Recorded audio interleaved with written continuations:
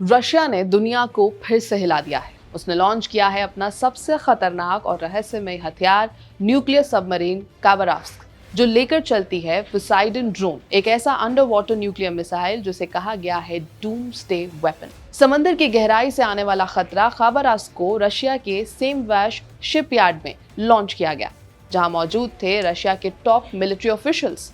ये मोमेंट सिर्फ एक सबमरीन लॉन्च नहीं, बल्कि रशिया के अंडर वाटर न्यूक्लियर डोमिनेंस की नई शुरुआत थी। पोसाइडन ड्रोन इस सबमरीन का असली वेपन एक nuclear powered, nuclear armed under water vehicle है, जो हजारों किलोमीटर तक ऑटोनॉमसली ट्रैवल कर सकता है।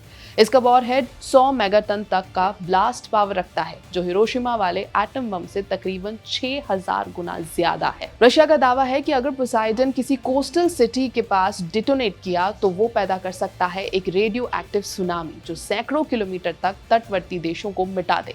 ब्लास्ट के साथ साथ रेडियो एक्टिव कंटामिनेशन पूरे ओशन को जहरीला बना देगा, इसलिए इसे कहा गया है डूम्सडे मिसाइल। अमेरिका और नेटो ने इस डेवलपमेंट को लेकर गंभीर चिंता जताई है। यूएस डिफेंस ऑफिशियल्स ने माना है कि अभी दुनिया में कोई मिसाइल डिफेंस सिस्टम या एंटी सबमरीन वेपन ऐसे ऑटोनॉमस न्यूक्लियर ड्रोन को इंटरसेप्ट नहीं कर सकता। पोसाइडन की न्यूक्लियर प्रोपल्शन, स्टेल्थ और डीप वाटर मोबिलिटी उसे लगभग अनट्रेसेबल बना देती है। इस लॉन्च के बाद न्यूक्लियर रेस फिर से तेज हो गई है। यूएस प्रेसिडेंट डोनाल्ड ट्रंप ने रूस के इस कदम की आलोचना की और कहा कि अब अमेरिका को भी फिर से न्यूक्लियर टेस्टिंग शुरू कर देनी चाहिए।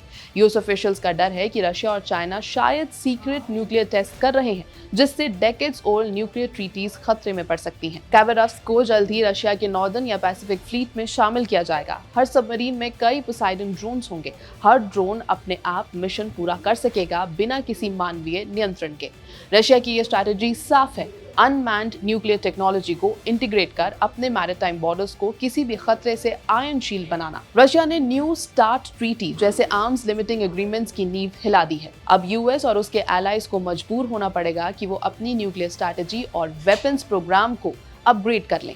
एक नया न्यूक्लियर आर्म्स रेस शुरू हो चुका है, जो शायद कोल्ड वॉर के बाद का सबसे बड़ा एस्केलेशन है।